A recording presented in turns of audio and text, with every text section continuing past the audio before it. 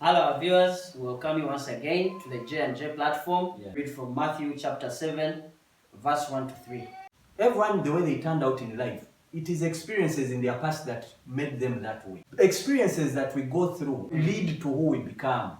So before you judge someone from the symptoms, you also have to assess the root cause. No one ever wanted to turn out evil. No one ever wanted to turn out bad. Even no parent has ever wanted to produce a child who will shame them. But life pushes us in different directions. Not everyone was born with a silver spoon. Some people were born as orphans. They had to live in the streets. They had to learn how to survive through fighting, through stealing. Some people, you judge them saying that girl, why is she a prostitute? She sells her body on the road. But you don't know how it led her to reach that place. Because by the time someone reaches the level to sell her body, there is so much that is going on. Probably she has a husband who died. Probably she's doing it to save a relative who is in hospital. You extend judgment and sign out people, and yet God is looking at these people and He sees hope in them. The truth is, no one is beyond repair if we look at them with the eyes of God, which are the eyes of love. And another thing that we shouldn't forget, there is that time of harvest. Yeah. We should all examine ourselves and do self-evaluation. Yes. And find out what are we sowing. Because what you're sowing today, you're going to reap at the end of the day. So, are you reaping something good or it's going to be bad? Yeah. For example, when I was getting married, during that time, everything was against me. In my family, everyone doubted.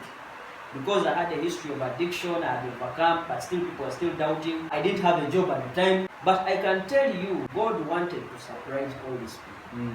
Because all sorts of judgments were thrown at me. Some people were busy looking at how I was short of money. To them, they thought I didn't have enough money. Yet, they were not looking at their own problems. And this is why some people today are going through what they're going through. Yes. Because what they were sowing then was negativity. Yes. Now imagine if my wedding had not happened. Today I'm blessed with two handsome boys that are very awesome, that have given us a lot of hope, with a very lovely wife, beautiful wife. And even if God was telling me, had asked me to do it again, I would still do it again. The same way, and marry the same person. Yes. So I want to encourage the person who's watching that don't be discouraged by the things that are being thrown at you, the judgments that are being thrown at you. And for you who's judging, I'm telling you, if you read Matthew chapter 7 from 1 to 3, take it as a warning. Invite love in your life. And now when we talk, we don't only talk in the concept of the world. Most of these challenges are even in the church. Yes. Most of the people you're seeing who hate church is because church has become a judgment center. People think they are holy, people think they are righteous, they are judging others who they think are less perfect. People are thinking they are deputy Jesus. People are backsliding and leaving church.